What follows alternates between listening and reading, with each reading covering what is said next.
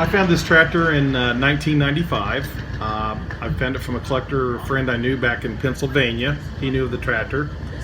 The tractor originally was sold new in the Minneapolis, St. Paul area and did all its farming just north of the city.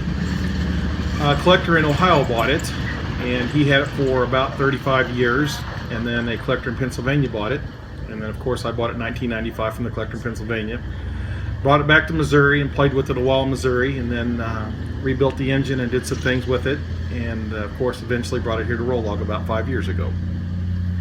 And since then we've done several things to the tractor. We've added extension rims, of course rebuilt the cab this year, rebuilt the magneto, just normal upkeep it takes with an old tractor.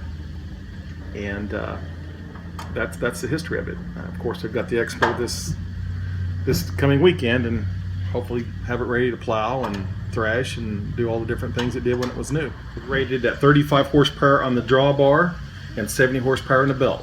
So if you was pulling a sawmill, it had 70 horsepower, and you basically lost half the horsepower by going through the gearing on it.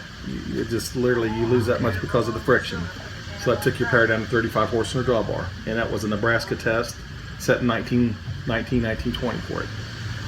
Started life in 1910, 1912 as a 4080, and at some point was sent back to the factory. They modified the engine, the radiator, and cooling system, and sent it back out as a 3570.